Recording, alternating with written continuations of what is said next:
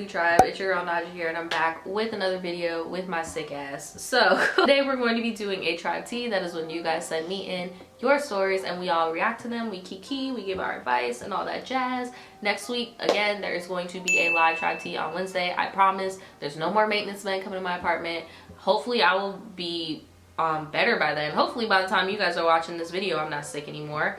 And yeah, we'll be able to do that. Way longer stories, hour-long segment. But this is just gonna be a quick little segment, okay? I promise. I'll give you guys all of the tea, even if I am sick and overheated. But all right, enough about me. Let's get on to you guys. If you guys like my tribe teas, please give this video a big thumbs up. And yeah, let's just get right into it. The first story is called Tribe Tea, Caught Fucking in Public, Blackmailed, and Almost Kidnapped. She said this is not clickbait. Okay, I don't know if I should be like, yeah, it's not clickbait, or damn, it's not clickbait. You almost got, okay. Hey Naja, my name is Rose and I'm from New York. I love watching your videos and have been ever since your nipple piercing one. Wow, you've been here for a minute, okay. I wanted to share a crazy experience that happened to me when I was 14 and in my freshman year of high school. I'm almost 18 now and in college. Oh, that's cool. You got into college early. That's what's up. We love a smart queen. I want to tell it as a cautionary tale. I recommend getting some tea because this is going to be a long one. We love long stories here. So after school one day, my now ex-boyfriend Owen and I decided to go to a nearby park to chill. It was a pretty big park with a forest in it and didn't have a lot of people and only a couple of minutes from our school. We would hike to a big rock somewhat off of a path, sit behind it and chill. We were talking like normal, then out of nowhere one thing led to another and we started making out. Things got heated and she did something to him that 14-year-olds should not be doing to people, and I don't even want to read that out loud. Okay. Owen turned around midway and stares at a bush behind the rock. I didn't see or hear anything, so we kept going, even though he would glare over there every now and then. When I finished, I playfully asked him if it was my turn and his rude ass said no. I asked again if he could do what I did to him to, you get what, you know where this is going. This is just awkward because these are babies. He said no. I was annoyed and said whatever. Owen started mumbling that somebody was watching us. Suddenly he sprung up in anger and ran to check. There was no one around anywhere, and when I caught up to him I told him he was being paranoid. We went back and chilled for a while before heading out our separate ways. We left from a separate entrance of the park because his ride was waiting for him and we were dating on the low and didn't want our parents to know.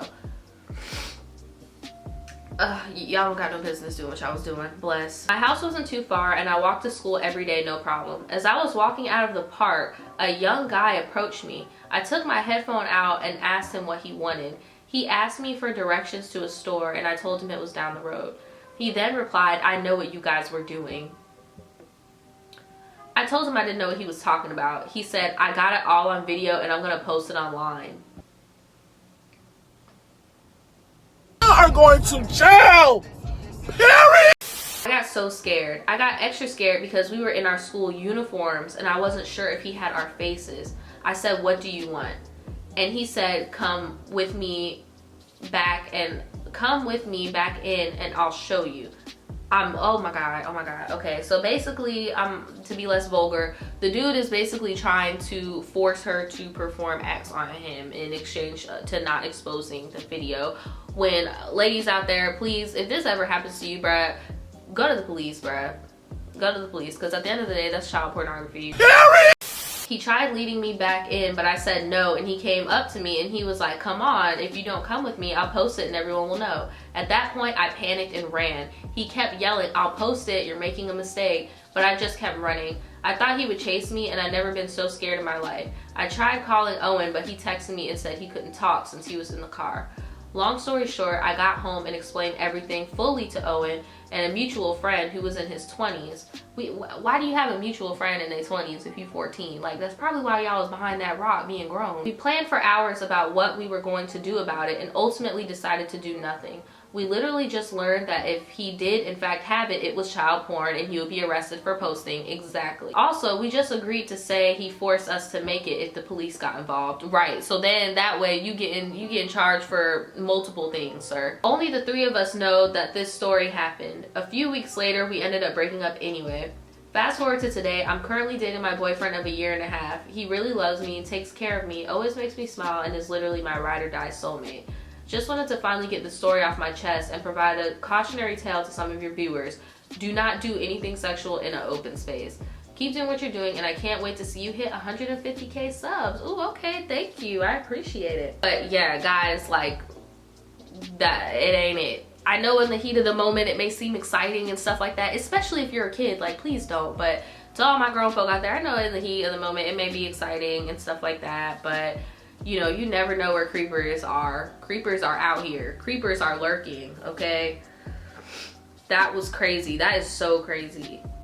All right, this one is called Marriage for Papers. Hey Naja, my name is Patricia. I'm 22. I love your videos and I love your tribe teas. Thanks, boo. I'm always in the lives. Yes, Patricia, yes. Patricia in the live stream. So I've been with my boyfriend Brian for 3 years. We want to get married and have kids eventually.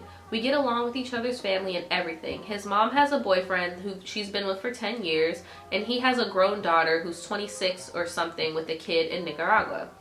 The daughter's boyfriend was murdered. Oh, Jesus. So now she wants out from there. She calls up her dad talking about, you know, anyone willing to marry me for papers.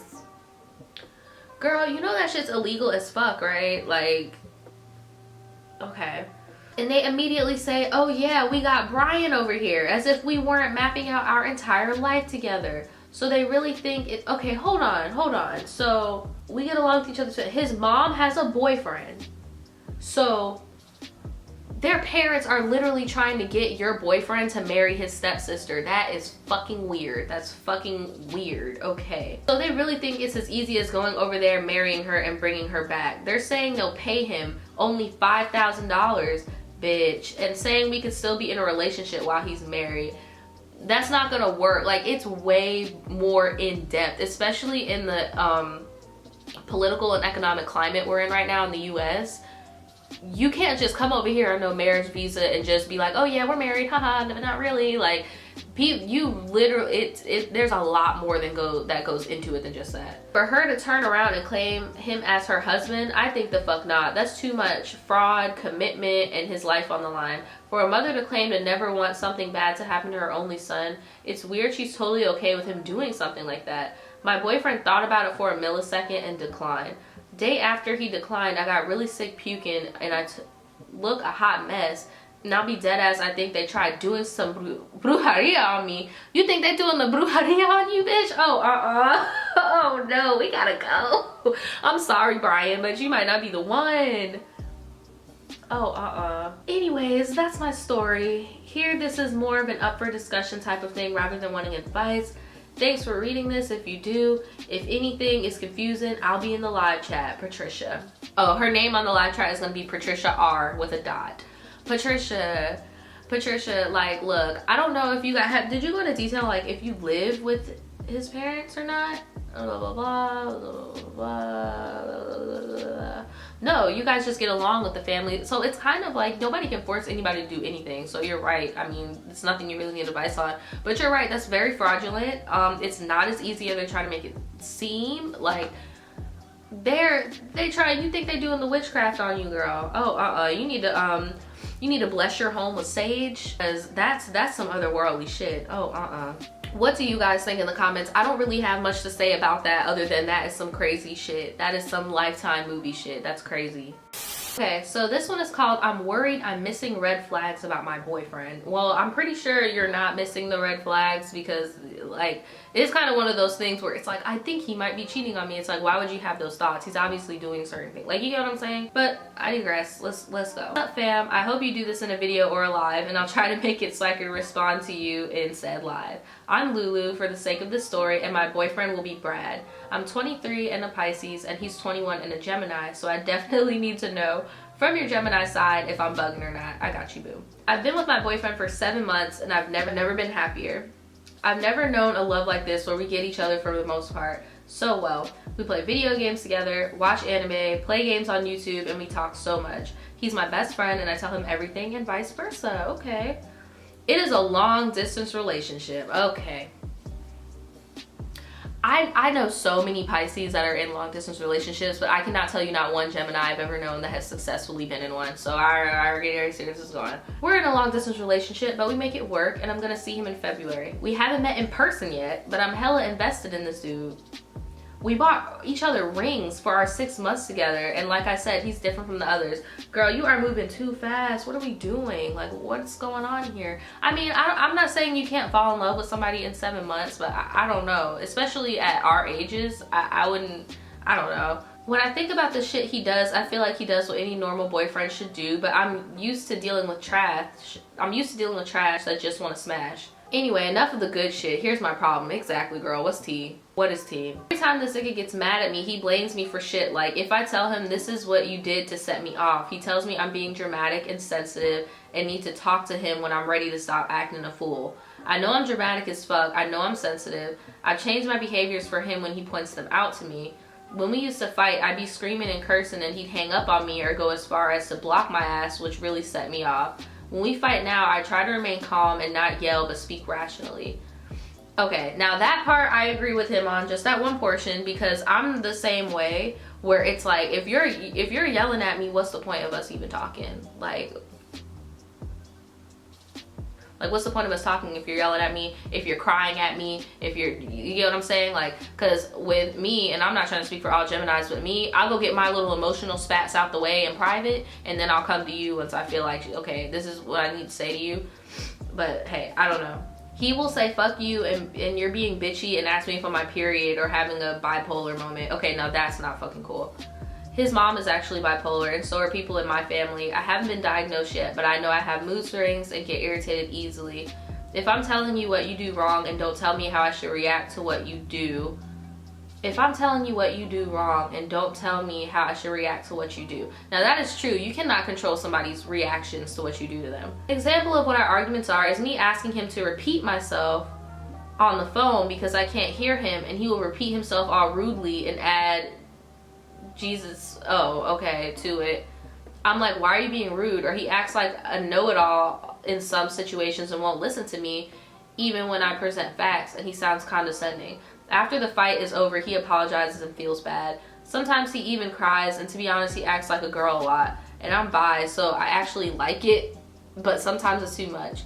I'm just wondering if the way he acts when he's mad should be perceived as toxic, turning it on me, blaming my period or moodiness, and not listening to the reason until after he's calmed down. To get deeper into this, and I tweet you sometimes, but this email already is too long. I need a third party's opinion.